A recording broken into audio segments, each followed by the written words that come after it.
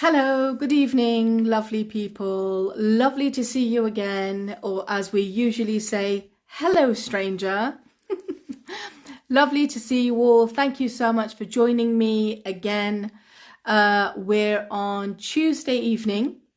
So this is the second night of the 5-night live that I'm hosting.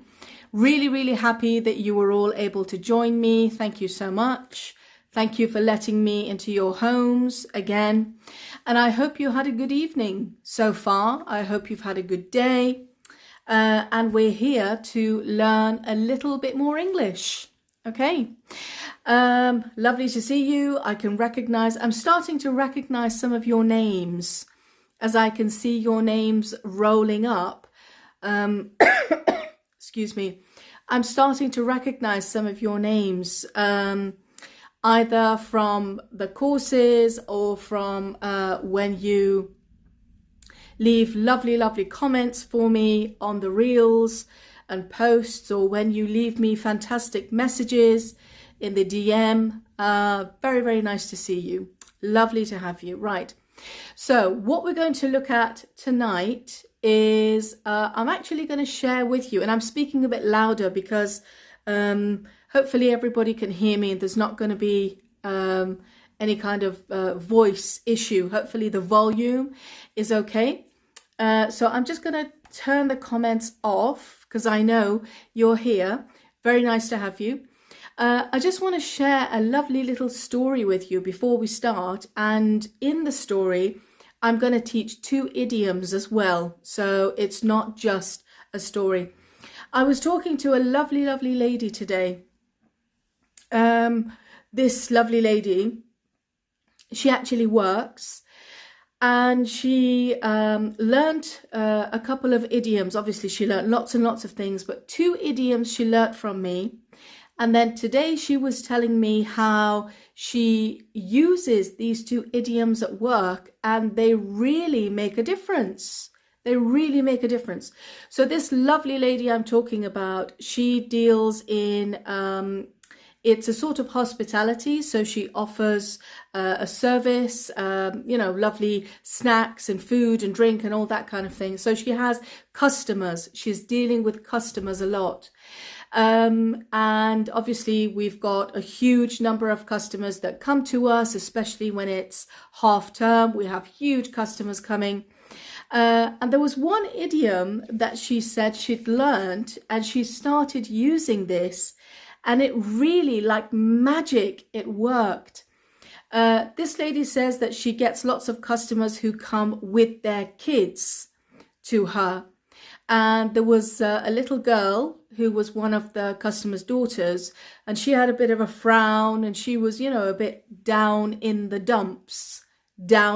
She was a bit moody, in a bad mood. Yeah, the idiom is down in the dumps.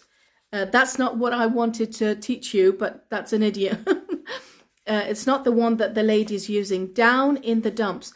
Down in the dumps. It means someone who's really grumpy, in a bad mood, down in the dumps. Down in the dumps.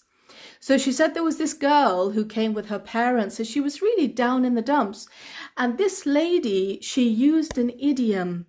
And she said, Layla, this girl's face changed 180 degrees completely. She was a different girl.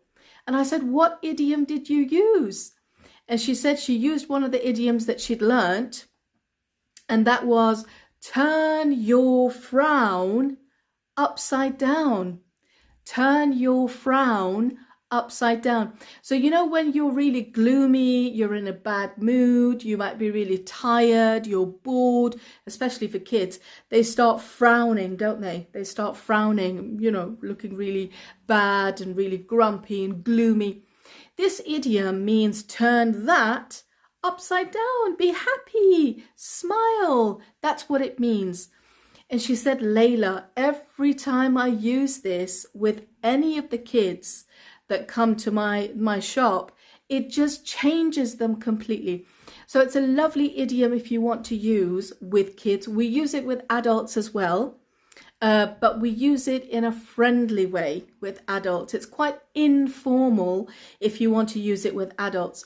But with kids, of course, we can use it. Turn that frown upside down. So if a kid is coming to you, they're all gloomy and, you know, in a bad mood, give them this idiom. And obviously they'll understand and they'll suddenly smile, because it's an idiom that they understand, they know, but they don't hear it a lot. When they do hear it, it just puts a smile on their face. It's really nice. Turn that frown upside down. That's one of the idioms. And another idiom that this lovely lady says that she uses a lot, and it really helps in her conversation, is the idiom that we have been snowed under. We've been snowed under. We've been snowed under. That means we've been so busy. We've had so many customers. We've been so busy. We have been snowed under. You can continue the sentence if you want to. We've been snowed under with customers. With customers. We've been snowed under with work. We've been snowed under with projects, with assignments, with tasks, anything you want to use. Or you can use the idiom by itself. We've been snowed under. It just means we've had so much work to do, we haven't had time to do anything else. We've been snowed under. So I was having a conversation with this lovely lady today, and she told me these are the two idioms that she uses at work, and they really, really help. The first one puts a smile on every kid's face, which really helps the parents. And the second one just really helps to show the listener how busy they've been. We've been snowed under. So these are lovely idioms that you might be able to use while you're at work. You don't have to use them in a place of work. You might be a housewife or a house husband. You might be at home and a relative, a friend, a neighbor, anybody has asked you, how are you? And you can say, I've been snowed under. I've been snowed under with housework. I've been snowed under with jobs in the house. I've been snowed under with anything that you want to talk about. So it's not just for work. We can use it anywhere.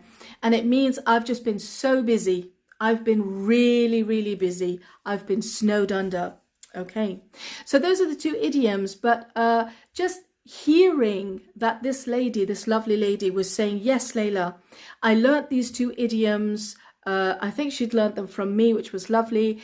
And she said that she uses these and she could see how these idioms are affecting her listeners. She can see that people are reacting to this kind of language that she's using. And obviously she keeps using them all the time.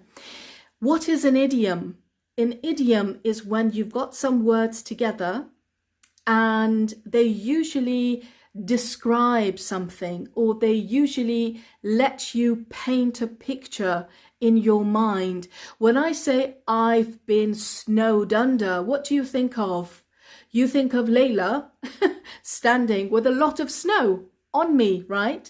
I've been buried in snow. Layla's been snowed under. So idioms are a lovely way that we use to let the listener, you, know what we want to say. Instead of using so many words, we just use idioms. And they create a lovely picture in the mind of the listener. They can imagine Layla buried under a mountain of snow. Layla's been very busy. Or turn that frown upside down. Yes, yes. It's very easy for the listener to imagine that idiom, which is why we use idioms so much in the English language. I definitely suggest, if you can, start using idioms. There's something else I want to mention before I turn the comments on. You might think to yourselves, why do British people or English speakers use so many idioms? Why can't they just use normal English? Why can't they use normal words, vocabulary that we see in textbooks? And why do they have to insist on using idioms? If any of you lovely people, if you go on the street anywhere in the UK and you stop somebody, you say, excuse me, and you ask them a question, if you talk to that person for about 2 or 3 minutes, I guarantee you will hear at least 5 idioms. At least. Idioms are part of our language. If you tell a native English speaker, don't use idioms, it will be very difficult for us to speak. It's like, you're not letting me speak. I can't use an idiom. You're not letting me speak. It's part of the language. Some languages have less idioms maybe. Farsi might not have too many idioms. English, excuse me, has loads. And one way of you improving your speaking is to learn these idioms and use them in your conversation. Like this lovely lady who was telling me today. She uses it at work, or if she's talking to her neighbour. Oh, I've been snowed under this week. The neighbour knows straight away, you've been very busy. Yeah. So we use this in all different situations. I really, really recommend you try and improve your knowledge of idioms. And I think, if I'm not mistaken, we have at least minimum 25,000 idioms in the English language. Minimum. I'm sure we have more, but 25,000 is what I know. We have 25,000 idioms in the English language, and that gives you an idea of how much we use these idioms. If you tell us don't use idioms, we can't communicate with you. We can't speak. That's how we speak. Okay. So it's really helpful to you if you can learn idioms as well. Firstly, you can improve your speaking, but secondly, most importantly, you will understand what people are saying. If somebody says to you, I've been snowed under, you're not looking for snow, you know what it means. It means, right, she's been really busy. So that's definitely something to remember. I've been snowed under. Okay, right. I want to see if any of you here were present in last night's live session.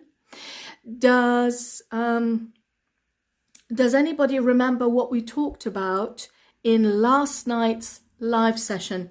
I gave you a few sentences maybe that we say, what British people say, but they mean something else.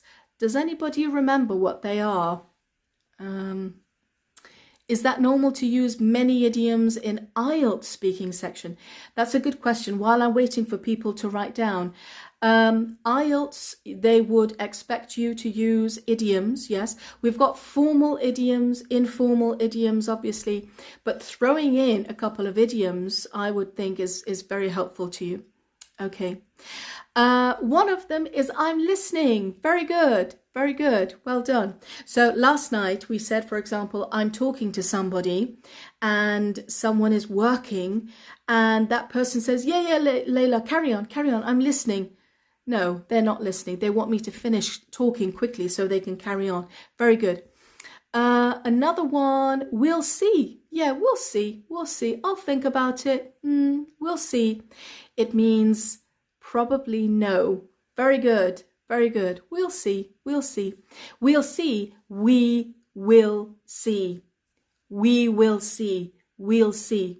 That's what we talked about. Shall we go for a drink after work? We'll see. Well done, Atifa. Very good. We'll see. I don't know. Very good. That's another one. Well done. The next one. Wow, you guys have such good memory. Very good. You're ambitious. Oh gosh, you are brave. You are ambitious. And the example I gave, if you remember, if somebody wants to take on, that means start. Somebody wants to take on a big job, a big responsibility. They want to start something really big. And you think, that's impossible. You can't do that. It's impossible. We don't say Are you all right? We don't say that. We say, wow, that's ambitious. That's, you're very brave. That's ambitious. So that's how we say it. Yes. Don't pull my leg on top of that. Lovely, lovely. Okay. Somebody wants to take on. So to take on something, it means to start when you have a huge responsibility or job that you want to start. Would you please say gosh? Excuse me. Gush is different. Gush is when you have a lot of liquid, for example, like blood. If you cut yourself, you have a lot of blood coming out. Yeah. If you have a deep cut, a lot of blood comes out. That's called gush. Gush. We don't say gush. We say gosh. G-O-S-H. Gosh. Gosh. Yes, in the English language, especially in America, they don't like to keep saying, oh my God, oh my God. They don't like to keep using the word God. They have a lot of respect for the word God. So instead of, oh my God, they say, oh my gosh, oh my gosh. In the UK, we usually say, oh my goodness, oh my goodness. That's usually what we say. Okay, lots and lots of idioms I can see. Silver lining, bread and butter, ta-ta for now. Ta-ta for now isn't an idiom, but very good, very good. My goodness, yeah, lovely, lovely. My God, we say my goodness, my gosh, yeah, very good. Okay, so you guys remember a lot of what we said last night. Excellent. You've taken me back to my childhood. Very good. That means, wow, you've taken me back. You've reminded me of my childhood. Do you see? You guys have such good memory. You have such good memory. So why, lovely people, why do some of you send me a message on Instagram? Layla, I keep studying, but I don't learn. My memory is really bad. No, it isn't. Look, you're answering all of my questions. Your memory is very good. Yeah, you're very, very fast learners, and I'm sure you're going to be absolutely amazing.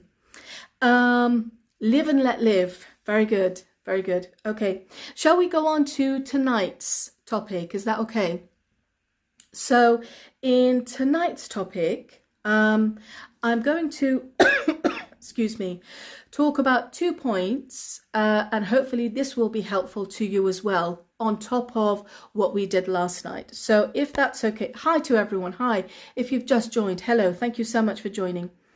I'm going to turn the comments off, okay, if that's okay. These 2 sentences that I'm going to teach you tonight, the English is very simple. It's not very difficult English, but the meaning of what it means is a little bit different to what you might think, okay? If I'm having a conversation with somebody and we are disagreeing, she or he and I disagree over something, they say something, if I want to show that, yeah, but I don't agree with you, I start like this. I hear what you're saying. That means I'm listening. I'm listening. I'm not ignoring you. I hear what you're saying. As soon as we say this, that means I'm going to say but, and I'm going to disagree with you. Okay? So if somebody says to you, if somebody says something to you and you disagree with them, we don't just say, no, I disagree with you. That's quite rude, isn't it? We have to gently, very carefully, gently let that person know that, I don't agree with you. And the gentle way that we do this is, I hear what you're saying, but, and then we tell them that we disagree and we give them the reason why we disagree. Yeah. So I hear what you're saying, but, and then the rest. They had a lovely, they were talking about pet owners on TV this yesterday morning. They were talking about pet owners and how one lady, she had dogs, and she would only feed the dogs snacks, no food, just snacks, treats, snacks. And she was saying, I love my dogs, I'm just going to feed them snacks and treats to show them how much I love them. In my opinion, I disagree, because if you love your dog, if you love your cat, if you love your child, you will not just give them snacks and treats, because they're going to end up very, very ill. They need goodness, they need nutrition. So if I was talking to that lady, I would say, I hear what you're saying, which means I understand what you're saying. You love your dog, you want to give him treats. I understand. I hear what you're saying, but, and then I would continue. In my view, I think you should limit the treats and snacks and mainly give them proper food, good food to help with their bones and their growth and that kind of thing. So we use that when we want to disagree with somebody. Why am I telling you tonight? If you're in a discussion or conversation with somebody at work or anywhere, even outside of work, and you hear someone saying this sentence to you, that means they are starting to tell you that they disagree with you. So you know, okay, right, so this person doesn't agree with me. They disagree with me, yeah? I hear what you're saying. I hear what you're saying, and usually saying, we take it up at the end. I hear what you're saying, but, and then we bring it down, because that's where I'm saying I disagree with you. And then we have to give a reason why we disagree. Okay, I'm just going to come back to you just to make sure that everybody is okay. Does that make sense? Does that make sense? Why do I say, does that make sense? What does that mean? Can somebody tell me, does that make sense? What does that mean? Why do I say that? Does anybody know? Does that make sense? What does that mean? I've got a thumbs up. Thank you. Thank you very much. Does that make sense? What does that mean? If there are any new people who have started following me and they don't know what it means, does that make sense? Thank you. Thank you. It means, do you understand? Do you understand? Very good. Thank you. Very good. Fantastic. Thank you. You're fantastic. Lovely. It means, do you like it? Do you understand? Very good. Instead of saying, did you understand? Excellent. We never, excuse me, we never, in the adult world, we never say to somebody, do you understand? That is very, very rude. You might say, Layla, my teacher in college says, do you understand? Yes, in college, the teacher wants to use very simple English. If the level of the English of the students is low, they are maybe beginner students, the teacher just wants to use simple English so everybody says, yes, teacher, I understand, finish, okay? But that teacher will never go to their friend or neighbor or family and say, do you understand? We don't do that. If we are arguing with somebody, if we're fighting with somebody, I say, don't you dare park in front of my house again. Do you understand?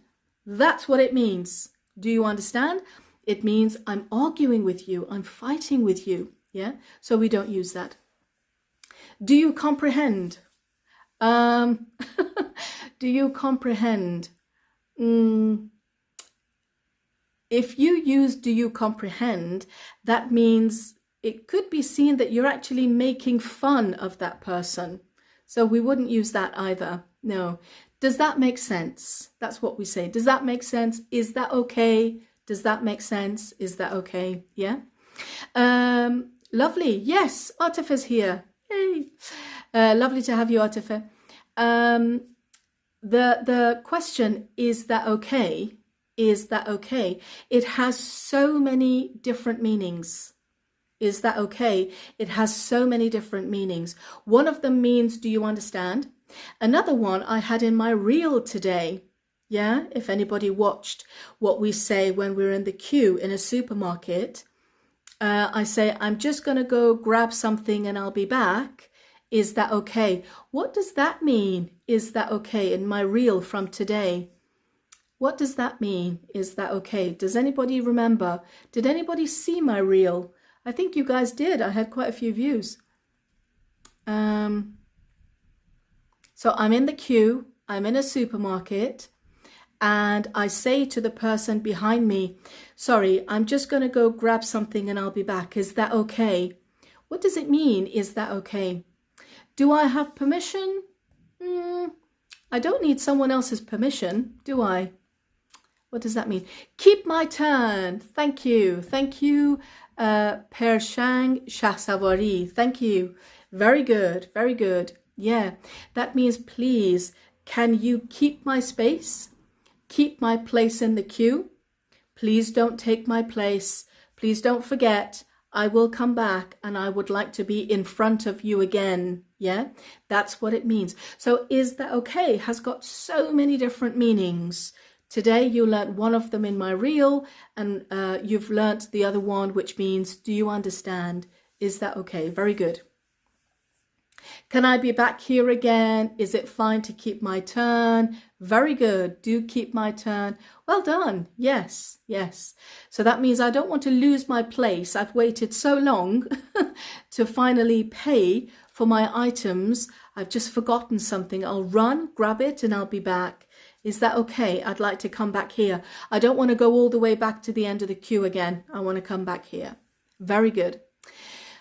Save my seat. You can use save my seat if you're talking about seats. Yes, if you're in a theatre, in a cinema, in a conference, anywhere like that. Yes, you can say, I'm just going to go grab some water and I'll be back. Is that okay? Yes, you can say that. That means this is my seat. Please don't use it or give it away. Yes. Could you keep my place in the queue? No, we don't say that. Could you keep my place in the queue? That means you want to give responsibility to somebody else in the queue. We don't do that. That person is not responsible for me. Okay? I shouldn't ask anybody, any customer, to do something for me. This is a very important cultural thing. If we go into a shop, excuse me, or supermarket, hold my turn. Yes, keep my space. Yes. I'm just going to take the comments down. That's a very good point that I want to talk about. If we go into a shop or supermarket, I'm not sure exactly how it is in Iran or even other countries, but I'll tell you how it is in the UK so you know. If you go into a shop, a department store, supermarket or anything, if I want to reach something at the top shelf and I can't reach, I can't ask another customer. If all of the customers around me are very, very tall, like Michael Jordan, I still can't ask another customer. I can't, because it's not that customer's job to help me with the products. It's the staff's job. It's not the customer's job. Okay, if another customer asks me, let's say I'm in a supermarket, another customer asks me, excuse me, do you know where I can find eggs? I will think to myself, why are you asking me? I don't work here. I might answer, yes, aisle, I don't know, 5, 4, 14, whatever. But I will think to myself, why did you ask me? I don't work here. It's not my job to tell you. Yeah. So, we don't usually ask any customer in a shop or supermarket to do something for us. So if I say to the customer behind me, could you save my space? We don't do that because I'm asking him to do something for me. And he will not like it. He or she will not like it. So we say it in a different way. We say, is that okay? I'm just going to go and I'm going to come back. Is that okay? That's the way we say it. They don't have to do anything. They don't have to do anything. They just wait, yeah, in the queue as normal. So that's okay. But we don't ask customers to do something for us. They don't like it. So yeah, that's a very, very good point. Thank you to that lovely student who said that. And I was able to explain that. Okay. Jolo Nazar. Please don't cut in. Please don't cut in. Cut in. Cut in. 2 words. Cut in. Please don't cut in. Please don't cut in. The back of the queue is that way. The back, that means the end. The back of the queue is that way. Please don't cut in. We are, oh my God, we are so sensitive about queues in this country. You might have noticed. It's something that the world jokes about British people, that we're so sensitive about queues. Yes. Please don't cut in. Very good. Please don't jump the queue. Yes. Jump in the queue. That means توی صف بپرن بالا پایین. No. Jump the queue. There's no in. Jump the queue. Jump the queue. That's to jump the queue is an idiom. Yes. There's no in. If you jump in the queue, that means you're standing in the queue and you keep jumping up and down. That's different, isn't it? Very good. Please don't jump the queue. Please don't jump the queue. There's no in. If you say in, that means you're jumping up and down in the queue. We don't do that. That's very strange. Please don't jump the queue. There's no in. Please don't jump the queue. Lovely. So that's one thing I wanted to talk about tonight with you. I hear what you're saying, but, and then I tell you how I disagree with you. Okay? Saf مگه line نمیشه. Line is American. We say queue in the UK. Both of them are correct. I want to tell you about the second thing, okay? And then I will let you go because I don't want to keep you for too long. It's Tuesday evening. You want to relax, yes, in your evening. So I'll just say this very quickly and I'll let you go. The next thing is usually when you see somebody again on a Monday morning, you haven't seen your friend, your neighbor, your colleague, anybody for a few days. Excuse me, especially at work maybe, and you see your colleague after the weekend and you ask a question, how was your weekend? Okay, there are two answers. One answer is correct and fantastic. One answer is a big mistake, and that person will not ask you again, how was your weekend in the future? Okay, so let's see, what are the answers? If somebody says to me, Layla, how was your weekend? Very short. I answer very short. Even if I had a really busy weekend, if it was fantastic, if it was terrible, whatever happened, the beginning of my answer has to be very short. That person doesn't want to know exactly what I did in 48 hours. He or she doesn't want to know. It's just a polite way of saying, hi, how was your weekend? Okay. So we don't give the whole story. Very short. It was all right. It was good. Yeah. I caught up with some jobs. Caught up is past tense of catch up. That means I had some jobs to do. I didn't have time to do them before, many months before, but at the weekend I had time to do them, so I did my jobs. I'm going to write this down to add it to the caption on YouTube. Caught up with some jobs. I'm going to add that. Yes. It was okay. It was all right. Caught up with some jobs. Oh, it was terrible. It was horrible. Yeah, it wasn't a good weekend. Or it was lovely, we went out, it was nice. We met up with the family, it was lovely. What else? I stayed home and relaxed, or I went out for a meal with the family. Very short. Each of these that I said to you is a complete answer. Okay? We don't start, oh, Friday night, I did da-da-da-da-da-da, Saturday morning, da-da-da-da, Saturday afternoon, Saturday, oh my God, I'm sorry I asked you, how was your weekend? Very short, okay? So we give a very short answer. If that person is interested, if they have time, if they're interested, they will show you they want to continue the conversation. So somebody asks me, hi Layla, how are you doing? How was your weekend? It was good, thanks. It was all right. Yeah, I went out. It was nice. Maybe that's the end of the conversation. That's okay. And that person says, oh, okay, good, very nice. Okay, see you later. That's it. Conversation done. If that person has time and they're in the mood to continue, because he is my listener. If he goes away, I don't have a listener. Yeah. If they have time, if they're interested, then they can say, oh, what did you do? Where did you go? What did you do? Then I can start with a bit more description, a bit more explanation, not too much. Yeah, went to the cinema. I watched a lovely film called Bob Marley. Really enjoyed it. Then I stopped for a bite to eat and went home. It was really nice. Yeah. So a little bit more explanation the second time. First time, very short. Now, that's one answer.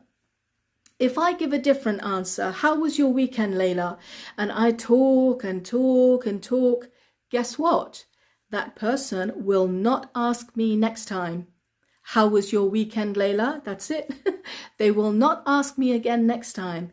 In fact, they might even not want to talk to me next time because they remember, oof, Layla is one of those that keeps talking. Oh my God. No, it's okay. Never mind. Hi, Layla. Okay, bye. And it might be like that. So your listener will tell you in their body language, they will tell you in their conversation if they are happy that you continue your conversation or not. It's not just me, I want to talk, you have to listen to me. No, we have to see, does my listener want to listen to me? Are they in the mood? Do they have time? So that's really important to remember as well. It's a cultural thing. It's a cultural thing. Okay. I hope that makes sense. Does that make sense? Anybody? Yeah. What I just mentioned, does that make sense? Or has anybody who lived in the UK, have you experienced this? Has anybody experienced this? I'd love to hear from you. Don't jump the queue. Very good. Very good. Yes. Yes. There's no in. Thank you very much. Well done. Is it fine to ask him back about his weekend? Absolutely. Absolutely. How was your weekend, Layla? It was good. I went out. It was nice. Thanks. Yours? Yours? I don't have to say how was your weekend. I just say yours. Yours? I see someone in my college all the time explaining, look at those 3 emojis. Yes. Oh my God. I'm sorry I asked. I will not ask again. Exactly. Exactly. Sometimes we're in the mood to talk, sometimes we're not, especially on, especially British people on Monday morning. All of us, we all have this frown, grumpy, groaning. Yes, we don't like to talk a lot on Monday morning, I'm afraid. Talkative person. Thank you, thank you. What about you? What about you? Yeah. Do you mind asking where do you live in Greater Manchester? Do you mind asking where do you live in Greater Manchester? I live in South Manchester. Okay. It's the art of small talk. Absolutely. It is. It is. Don't cut in the line, please. Don't cut in the line. Do you born in the UK? Was I born in the UK? Yes. Being a chatterbox? Yes, absolutely. Absolutely. Yes. People who are chatterboxes, yeah, we try and stay away from them. We try and stay away. Now, in some cultures, excuse me, in some cultures, for example, in the American culture, I lived there for about 4 or 5 years. It's not a very long time. 4 or 5 years isn't a long time. But when you live there, when you work there, when you pay tax there, when you're in the system, you learn a lot. It's different from when you're just a tourist or just a visitor. Yeah. When I was working there, it was completely different. In America, it was completely different. Somebody said, hi, Layla, how was your weekend? Because my British culture would kick in, I would give a short answer and I would say yours. And they kept on talking. Oh my God, they gave such an elaborate description, lots and lots of explanation. And I'm thinking, yeah, I need to, I'm busy. I have to go. But that's the way they are in America. They love to sit and talk. They have time. Unfortunately, we don't. The American culture in this aspect is wonderful. We don't have that, unfortunately. We want to get straight down to work and, start work. Very good. How to stop someone who who talks non-stop? That's a good question. How do you stop someone? Usually what we do is we start making noises. Yeah, yeah. That is a signal. That is a signal that that person is getting tired now. And the speaker has to start finishing. Okay. Yeah, yeah. Yeah. And they start looking around and they're looking for an excuse to leave. So these are things, these are little signs that they show us that that's enough. If someone talks a lot to you, you can start saying, yeah, yeah, yeah, very interesting. Sorry, I've got to get back, but I'll catch you later. Very simple. Yeah. Sorry, I've got to get back to work, get back to the house, get back to shopping, get back to anything. Sorry, I've got to get back. I've got to get back. I'll catch you later. I'll catch you later. And usually I just leave. There are some people that even if I say, sorry, I've got to go, I've got to get back, I'll catch you later, they'll still keep talking. So I have to say, sorry, I've got to get back, I'll catch you later, bye. I'll catch you later, bye. I don't even give a pause. I don't even stop to say bye. I just say, catch you later, bye. I just go. Because some people keep talking, and that's how I leave. In a very polite way. I don't want to disrespect or upset anybody, but that's the way it is, because that person doesn't stop talking. Body language. We are huge on body language. Yes. I'll catch you later. Lovely, lovely. Okay. I can see a few emojis there, a few smiling emojis. Lovely, lovely. I hope this session has been interesting for you. I hope it's been useful. The main reason why I'm having these sessions is because I really want to get to know you a bit more. And I don't have a lot of knowledge or a lot of experience, but the very little bit that I do have, I'd love to share with you. And it's very nice to sit down and have people like you that I'm talking to. I really don't feel like it's just me alone. I honestly feel like we're in a huge gathering together. We're all in a huge hall maybe together, and we're chatting. It's fantastic. It's lovely. I will see you lovely, lovely people again tomorrow night at 7 o'clock. We're doing this all week, just this week. Yeah. I'll see you again tomorrow night at 7 o'clock, which is 10:30 p.m. Iran. I'm going to save this, as always. It will be on my YouTube channel, but on my story, I will put the link so you can see where to go to watch this again. All of these live sessions on Sundays this week, all of them, I save them on my highlight as well. If you look on my main page, there's a highlight with all the circles. One of them is called YouTube. If you go on there, all of my lives are there as well. Thank you very much. Have a fantastic evening, and I'll see you tomorrow. Just to remind everybody that I have extended the deadline for the sale on my podcasts. I know so many of you are still signing up for my podcasts. It's still on sale. The sale will continue until, I think it's until Friday or Sunday this week. Okay. So I haven't taken the sale away. You still have time if you want to. Thank you very much. I'll see you tomorrow evening. Have a good evening. Good night.